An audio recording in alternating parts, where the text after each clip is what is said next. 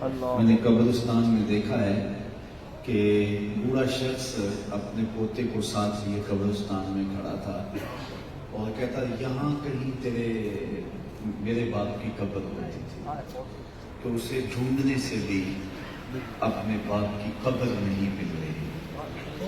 اور میاں صاحب نے کہا تھا سہ سہ جوڑ سنگت دے ڈٹھے اور بتھاں پہیاں جنہاں باجوں ایک پل سنجھے شکلیں یاد۔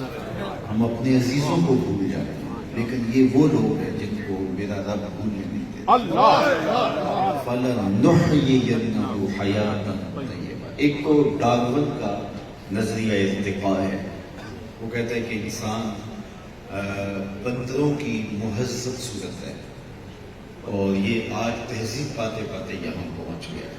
اسلام نے اس کی نفی کی ہے، لَقَدْ خَلَقْنَا الْإِنسَانَ فِي أَحْسَنِ تَقْوِيمٍ، اس پہ شاہد عادل ہے۔ ابھی حضرت انسان کا خمیر گویا جا رہا تھا، فرشتوں کی پیشانیاں سجدے کے لیے آمادہ کی جا رہی تھی۔ انسان اشرف ہے، افضل ہے، لیکن اقبال نے جو نظریہ ارتقاء پیش کیا ہے وہ ڈارون سے ہٹ کے ایک دوسرا نظریہ۔ ان کی جب والدہ انتقال کر گئی تو اس وقت انہوں نے ایک نظم لکھی، بہت طویل نظم ہے، والدہ مرحومہ کی یاد میں، اس میں اس نظریے کو پیش کیا۔ وہ کہتے ہیں کہ ہر شے کی فطرت کے اندر ارتقاء کا جذبہ موجود ہے، آگے بڑھنے کی خواہش، یہی تحرک زندگی میں رہتی ہے۔ جب آگے بڑھنے کی خواہش نہ ہو تو جمود اور تعطل کا آدمی شکار ہو جاتا ہے۔ تو طبیعتوں کے اندر جو گہما گہری ہے، کیا میں نے اس خاکدان سے کنارہ، کیا میں نے اس خاکدان سے کنارہ، جہاں رزق کا نام ہے آب و دانہ، پلٹنا جھپٹنا جھپٹ کر پلٹنا، لہو گرم رکھنے کا ہے ایک بہانہ، پرندوں کی دنیا کا درویش ہوں میں کہ شاہی بناتا نہیں۔ زندگی میں تحرک، زندگی میں یہ جو کشمکش ہے، یہی زندگی کا حسن ہے۔ جو ٹھہر گئے ہیں کچل گئے ہیں، تو آگے بڑھنے کی خواہش، ارتقاء کا جذبہ، یہی زندگی کا جمال ہے، یہی زندگی کا حسن ہے، اور وہ ہر شے کی فطرت میں رکھا گیا۔ اس کی مثال وہ ایک بیج سے دیتے ہیں کہ جب بیج زمین کی کوکھ میں رکھا جاتا ہے اور مناسب نمی اور حرارت اس کو پہنچتی ہے تو اس کی آنکھ پھوٹتی ہے اور پھر اس سے کونپل نکلتی ہے، پھر زمین کا سینہ چیر کے وہ کونپل باہر آتی ہے، نندی اور نازک کونپل پھر تنا بنتی ہے، پھر اس سے پتے پھوٹتے ہیں۔ اب یہ اس کی مہذب صورت پیدا ہوتی جا رہی ہے، لیکن اس کا بھی اطمینان نہیں، ارتقاء کا جذبہ بے چین کیے ہوئے ہے۔ وہ پتے پھر کلیاں بنتی ہیں، لیکن اس پہ بھی بس نہیں ہے، کلیاں پھر پھول بنتے ہیں، اس پہ بھی بس نہیں، پھول پھر پھل بنتا ہے۔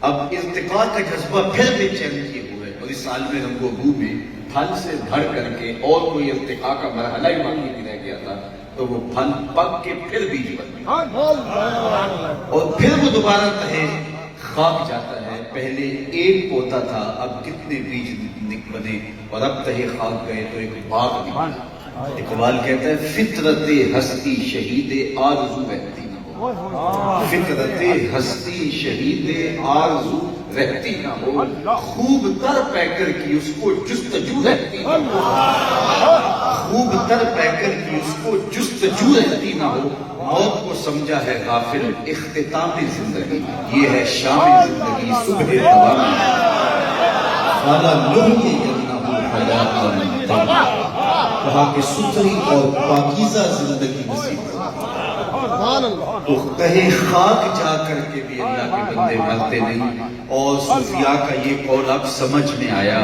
کہ جب اللہ کا بندہ اس دنیا پہ ہوتا ہے تو تلوار نیام میں ہوتی ہے، جب قبر میں اترتا ہے تو تلوار نیام سے باہر آ جاتی ہے۔ فطرت ہستی شہید آرزو رہتی نہ ہو، خوب تر پیکر کی اس کو جستجو رہتی نہ ہو، موت کو سمجھا ہے غافل اختتام زندگی، یہ ہے شام زندگی صبح تمام۔ ربعی بن حراش ساری زندگی ہنسے نہیں، فرماتے تھے کیا خبر میرا انجام ہے، اور جب تک یہ یقین نہ ہو کہ میرا انجام کیا ہے، دھڑکا لگا رہے، یہ مومن کی زندگی۔ ابن ملیکہ رضی اللہ تعالیٰ عنہ فرماتے ہیں کہ میں 30 اصحاب رسول سے ملا ہوں، بخاری کتاب الایمان اٹھائیے، 30 اصحاب سے ملا ہوں، اور ہر کوئی اپنے ایمان اور اپنے انجام کے بارے ڈاڈا فکر مند تھا۔ رنگا رنگ سہیلیاں پرن کڑے، پر پریا اس کا جانیے جس کا۔ کتنے لوگ ہوتے ہیں کہ جو کتنے کمال پہ پہنچے ہوتے ہیں، آخر اچھا نہیں ہوتا۔ ہمارے سامنے بلعام بن باورا کی مثال موجود ہے۔ بنی اسرائیل کا مستجاب الدعوات بنی تھا، ہاتھ پھیلا کے دعا مانگتا تو ہاتھ منہ پہ بعد میں آتے، قبولیت پہلے ہوتی، لیکن پھر اسی کے لیے کہا گیا نا مَثَلُهُ كَمَثَلِ الْكَلْبِ، اس کی مثال کتے کی مثال۔ اس لیے میاں صاحب بولے پڑھنے اتے مان کرینا نہ آنکھی میں پڑھیا، پڑھنے اتے مان کرینا نہ آنکھی میں پڑھیا، او جبار کا حال صداوے متا روڑ دے وے دودھ کرے۔ جب تک یہ یقین نہ ہو کہ میرا انجام کیا ہے، جھڑکا لگا ہے۔ حضرت باجد بستانی جا رہے تھے، کسی بڑھیا نے کہا حضرت ایک مسئلہ پوچھنے آئی ہوں، پوچھئے۔ کہا کہ آپ کی داڑھی اچھی ہے یا میرے گدے کی دم اچھی ہے؟ یہ مسئلہ کوئی مجھے پوچھے پھر جائے کہاں؟ لیکن باجد رو پڑے، کہا بڑھیا تیرے سوال کا فی الحال میرے پاس جواب نہیں، یہ تو مرنے کے بعد ہی بتا سکتا۔ باجد بستانی کا انتقال ہو گیا 72 سال کی عمر میں۔ بڑھیا کو خواب میں ملے تو اس نے کہا کہ میرا سوال اسی جگہ پہ کھڑا ہے، اللہ کا شکر ہے میرا خاتمہ ایمان پہ ہو گیا، اب تیرے گدے کی دم کو میری داڑھی سے کیا نسبت ہو سکتی ہے؟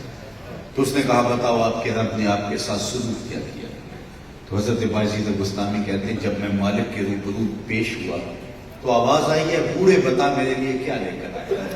72 سال کی عمر میں دیکھا، اے بوڑھے بتا میرے لیے کیا لے کر آیا؟ تو میں نے کہا مالک بادشاہوں کی چوکھٹ پہ جب فقیر آئے تو شہنشاہ فقیروں کو یہ تو نہیں پوچھتے کیا لے کر آئے، فقیروں کو تو یہی پوچھا جاتا ہے کیا لینے آئے؟ میں لے کر کچھ نہیں آیا، تیری رحمت کی خیرات لینے آیا۔ اللہ نے بغیر حساب کے میری مغفرت فرمائی۔